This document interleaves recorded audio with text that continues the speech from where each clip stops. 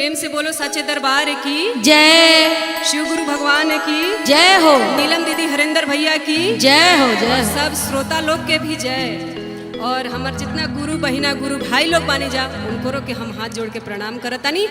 आई सुनी जा एक बहुत ही सुंदर भजन, बहुत ही मनमोहक भजन। आई जा सुनी जा। अरे हरिहर सुगावा के लाल लाल ठोरावा, अरे लाल लाल ठोरावा बोलिया बोली हरे सुगाना हर हर महादेव बोलिया बोलिया रे सुगाना हर हर महादेव बोलिया बोलिया रे सुगाना हर हर महादेव बोलिया बोलिया रे सुगाना हर हर महादेव। हरिहर सुगावा के लाल लाल ठोरावा, अरे लाल लाल ठोरावा बोलिया बोलिया रे सुगाना हर हर महादेव बोलिया बोलिया रे सुगाना हर हर महादेव बोलिया बोलिया रे सुगाना हर हर महादेव।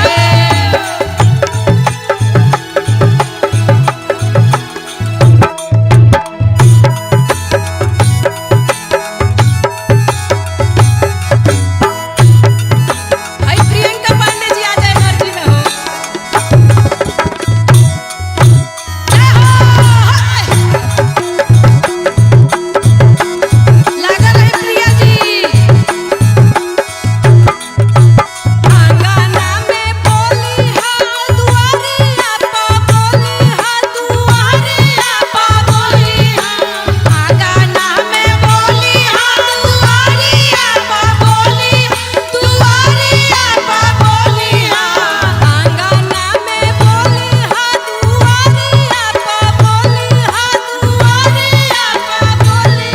अरे कोठहवा पा बोली हा कोठरिया पा बोली हा बोलिया बोलिया रे सुगाना हर हर महादेव बोलिया बोलिया रे सुगाना हर हर महादेव बोलिया बोलिया रे सुगाना हर हर महादेव। छा गइलू प्रिया जी। पूनम दीदी रउआ कोनो जवाब नइखे। आ सपना जी त एनर्जी भर देले बानी।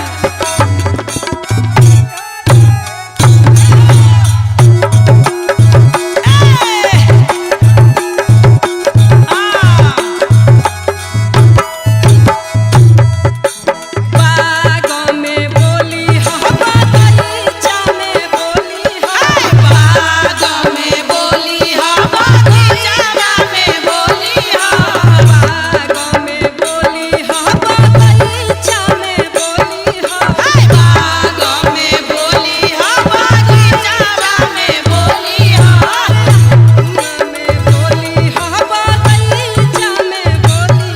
अरे महवा के डाढ़िया पुलुंगिया पा बोली हा बोलिया बोलिया ए सुगाना हर हर महादेव बोलिया बोलिया रे सुगाना हर हर महादेव बोलिया बोलिया रे सुगाना हर हर महादेव बोलिया बोलिया रे सुगाना बोलिया